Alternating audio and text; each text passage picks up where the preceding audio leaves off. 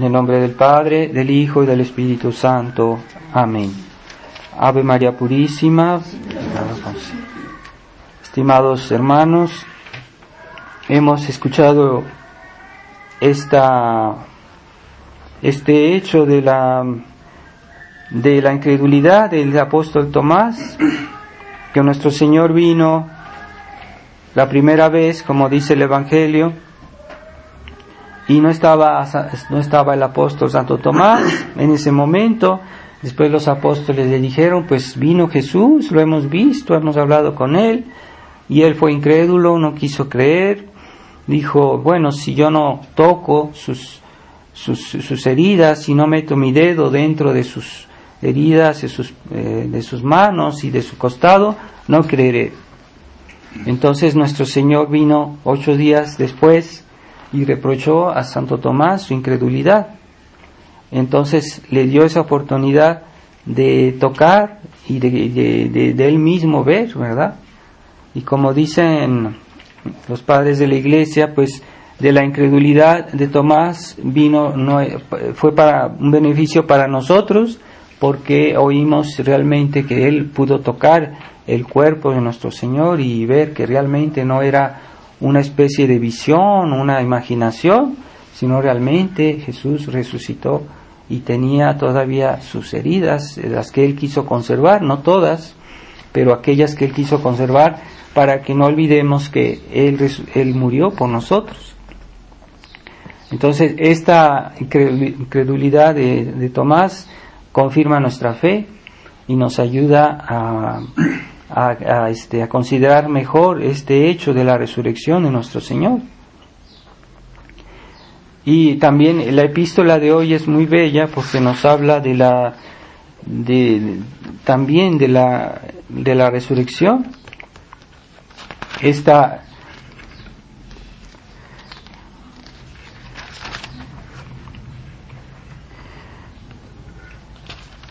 Entonces nuestro Señor nos dejó este ejemplo.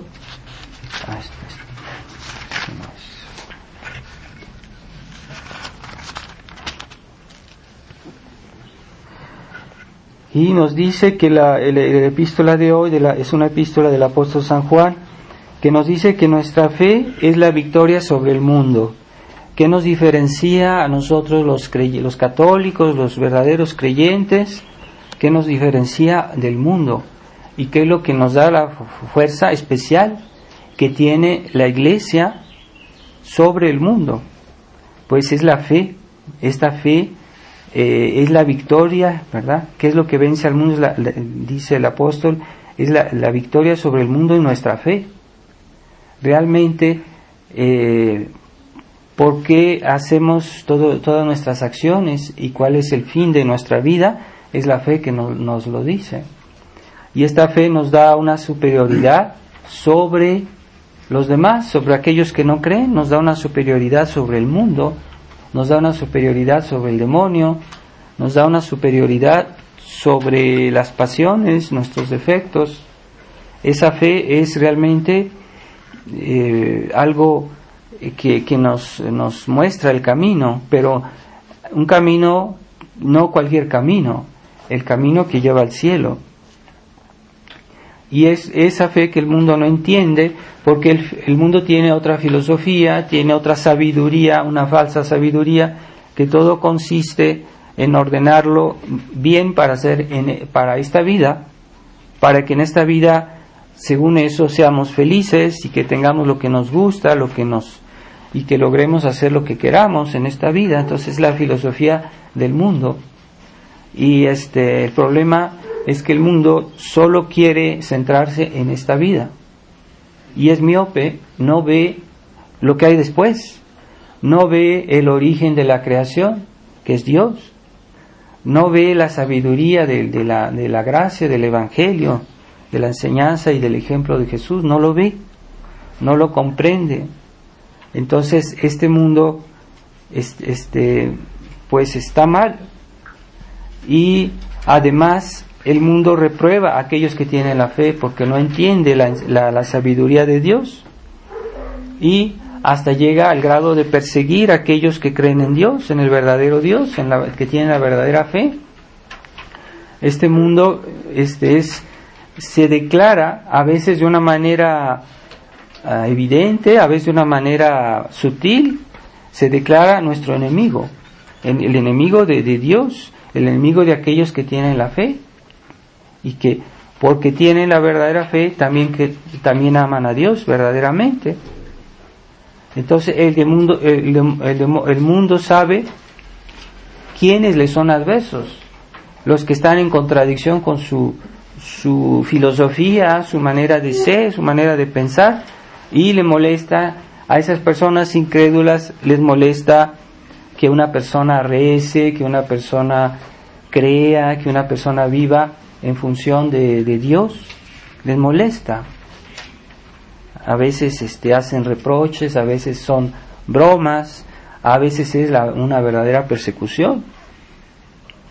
Pero esos dos espíritus son inconciliables.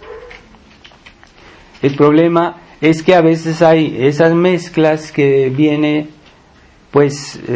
a veces los malos cristianos que tienen la fe, pero comienzan a jugar con el espíritu del mundo. Y es lo que sucedió en este famoso Concilio Vaticano II, que empezaron a querer conciliar el espíritu de fe de la Iglesia con el espíritu mundano. Entonces sacaron textos en el Concilio Vaticano II, particularmente el Papa Pablo VI, que tenía esa gran admiración por el mundo. A veces tiene expresiones inquietantes, ¿no? Que dice que él tenía una gran admiración por el hombre y que una especie de admiración por el mundo, y tiene a veces expresiones muy fuertes en ese sentido, el Pablo VI. Entonces él introdujo en la Iglesia ese espíritu mundano, que finalmente ha debilitado la fe cada día más, hasta el punto que hoy pues ya realmente es el mundo que reina dentro de los hombres de Iglesia. Hay que oír tantísimas declaraciones de Papa Francisco que son pura mundanidad, pura conciliación con el mundo, y reprobación de aquellos que quieren tener una fe íntegra. Siempre esa especie de burla, de especie de denigrar a todo aquello que es realmente auténtico. Ese espíritu liberal que le gustan las mezclas, pero que en realidad uno no puede estar a medias tintas, porque alguien que comienza ese juego con el mundo, con el demonio, siempre va como se dice, degradando su fe. No puede estar estable, aunque digan lo contrario, aunque pretendan lo contrario. Ese estado de las cosas nunca es estable, es siempre se va agravando. Y de hecho, después del Concilio Vaticano II, nunca la situación de la Iglesia moderna fue estable, siempre se ha ido degradando cada día más. Entonces la situación hoy es mucho más grave que, por ejemplo, en vida de Monseñor Lefebvre. Monseñor Lefebvre, si uno lee sus textos, sus sermones, sus escritos, él estaba alarmadísimo de lo que estaba pasando. ¿Qué diría hoy si estuviera entre nosotros? ¿Qué nos diría? Sería muchísimo más enérgica sus palabras y su actitud, porque él no quiso hacer esta conciliación con el mundo, y por eso fue rechazado, ¿verdad? Rechazado por la jerarquía moderna, por los obispos, por el Papa, porque era un obispo que quería ser íntegro, que quería llevar las cosas como deben ser.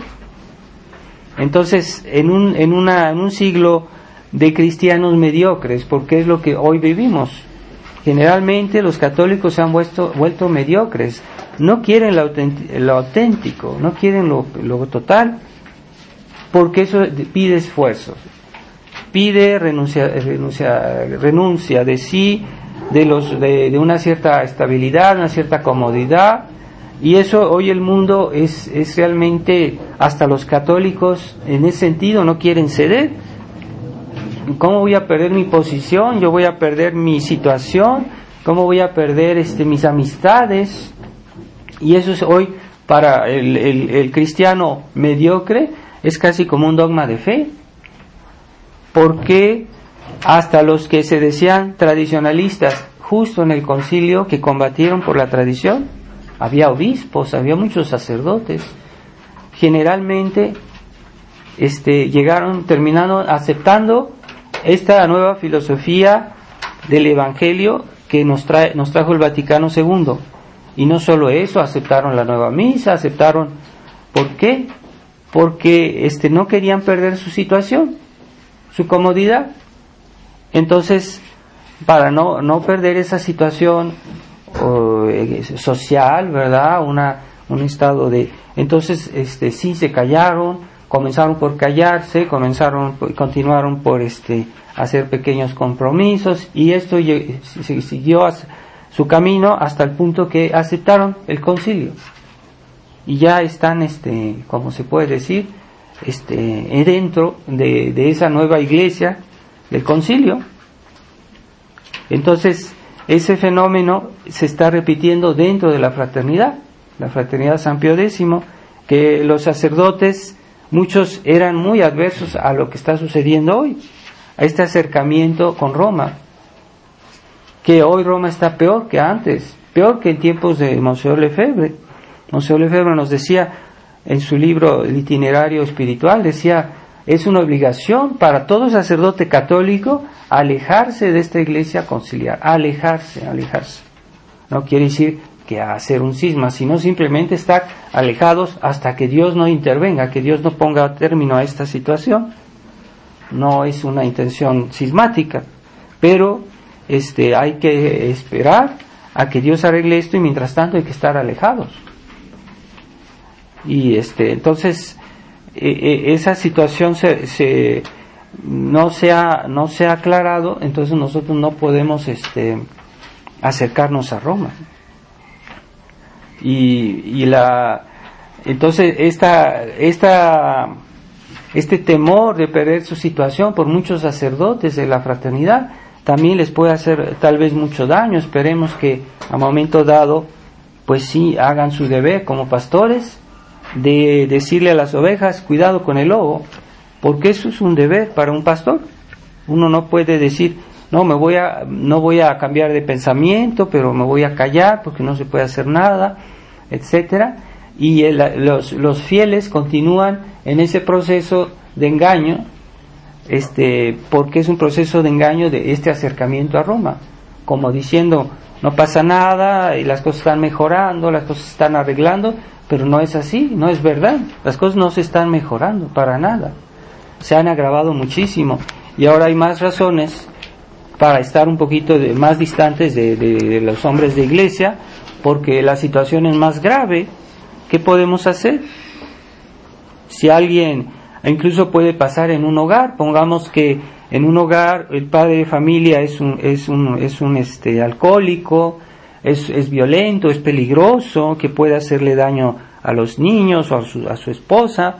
Entonces pueden tomar la decisión, la esposa, pues de alejarse, de tener una separación, no un divorcio, una separación, porque pues tal vez él, cuando esté así ebrio, podría agredir físicamente o matar a su esposa, a sus hijos.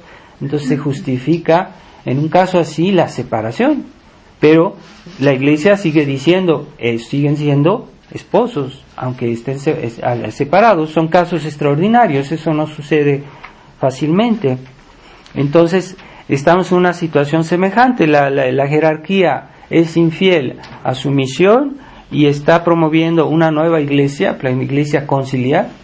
Entonces nosotros estamos obligados de alejarnos por prudencia. No es un espíritu cismático, no es un espíritu de ruptura total, pero mientras ellos no recuperen plenamente la fe, nosotros debemos estar lejos de ellos, para que no nos contaminemos de ese estado de ánimo, de esa nueva doctrina, de esa nueva filosofía, de esa mundanidad que se ha introducido en la iglesia, en el corazón de los hombres de iglesia, y que ya no ven la diferencia entre lo que dijo nuestro Señor y lo que dicen hoy cualquier persona, cualquier religión.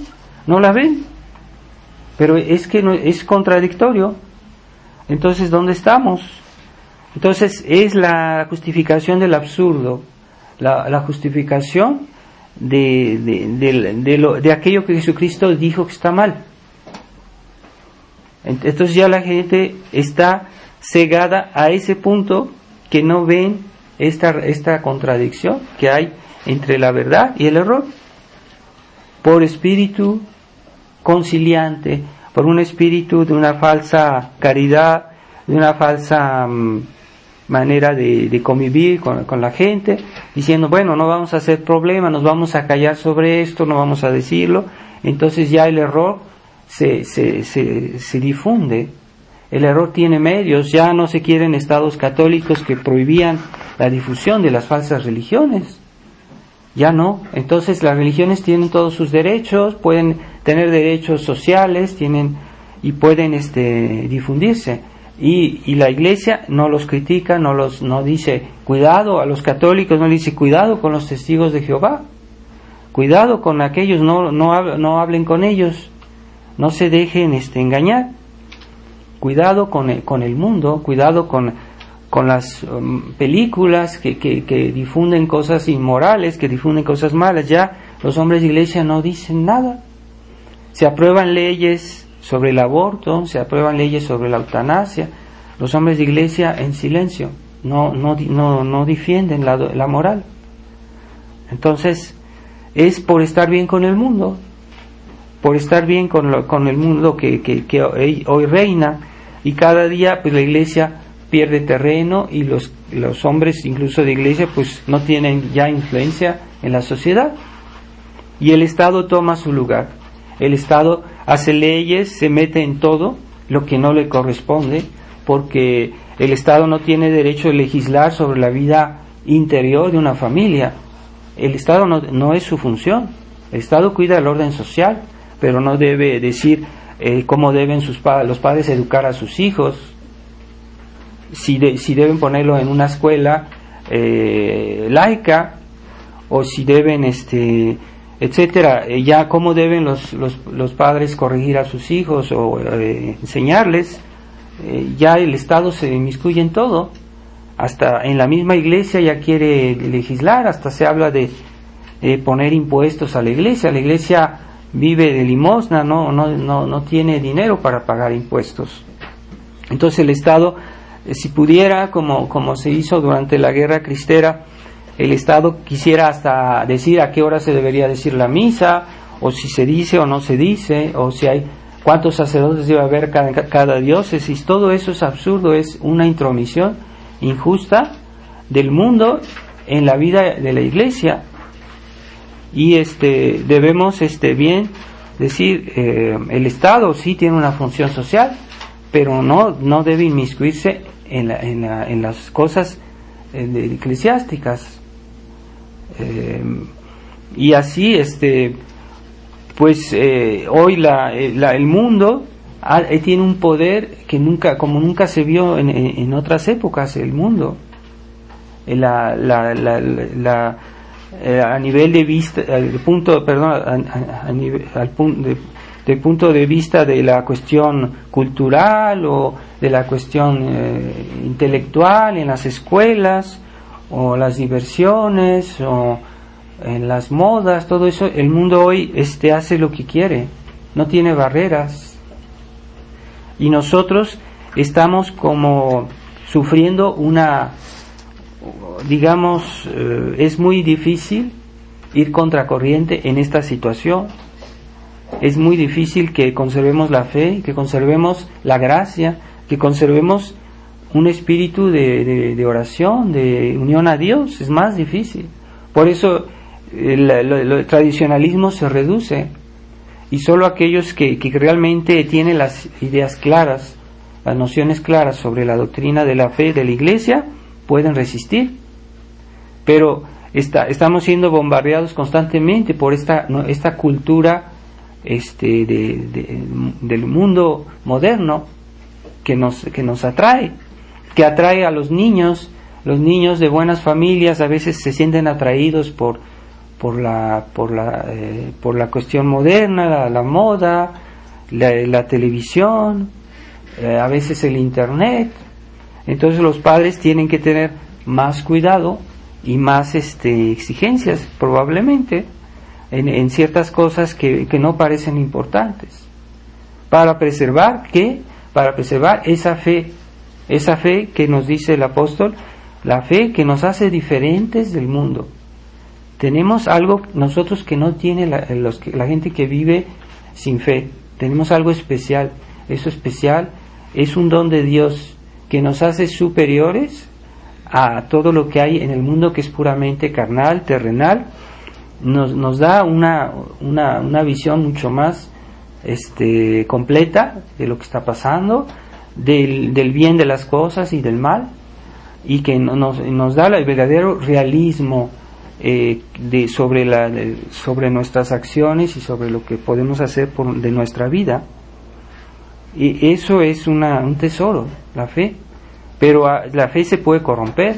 Entonces tengamos esa santa intransigencia de los santos, que hicieron que ellos realmente no se dejaron contaminar por este ambiente liberal, que a veces bajo apariencias de mucha amabilidad, de mucha gentileza, de una cierta cosa, algo atractivo, atrayente, personas que tienen hasta muy buenos modales y todo, pero están llenos de ese espíritu de mundo, y que bajo una aparente bondad, que es una bondad puramente humana, son atractivos.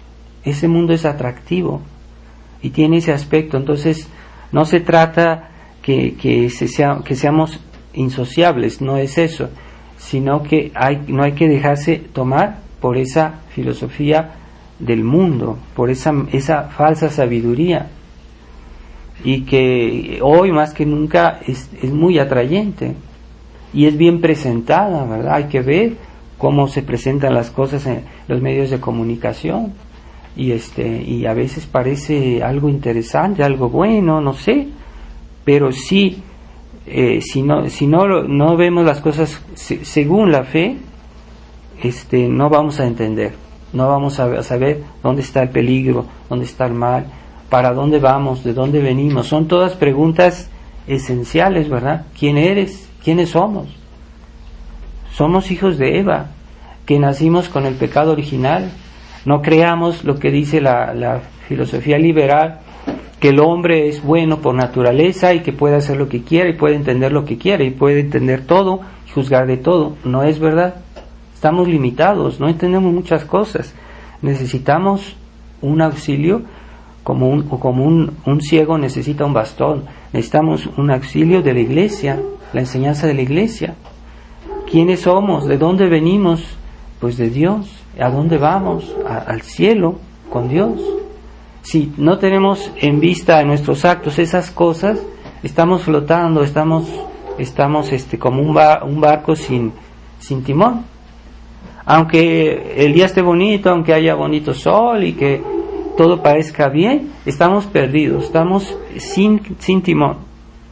Entonces tratemos de tener esa verdadera sabiduría que viene de Dios, y que seamos conscientes que con el pecado original el mundo es como se desligó de Dios, y entonces estamos a la deriva. Hasta cierto punto estamos a la deriva. Entonces no podremos recuperar la buena dirección si no hacemos recurso a esa cuerda que Dios nos lanzó del cielo para salvarnos, que es como que es la Iglesia, por medio de Jesucristo, esa cuerda que Dios nos tendió. No hay esperanza fuera de esa ayuda de Dios, si no seguiremos en ilusión. Y el día que Dios nos llame, que Dios nos pida cuentas, entonces sí será la gran desilusión. Y todas esos sueños, todas esas fábulas y del mundo desaparecerán, porque ahí se va a ver lo que el verdadero juicio de Dios, lo que Dios quiere, lo que Dios quería, lo que no hicimos y lo que Dios esperaba de nosotros, y el premio, el castigo de Dios. Entonces, alejémonos de ese espíritu un poco romántico que ve la realidad de una manera ilusoria, y tratemos de acercarnos a Dios según la verdadera fe que este tiempo pascual nos inspira particularmente, ese espíritu de fe por la resurrección de nuestro Señor, el cual es el fundamento de nuestra fe. Entonces vamos a pedirle a la Virgen que tuvo la primera alegría antes que cualquiera de ver a Jesús resucitado, porque ella sí nunca dudó, nunca flaqueó, para que ella nos comunique esa verdadera alegría que viene, que está ligada con la verdadera fe. Ave María Purísima, sin pecado concebida.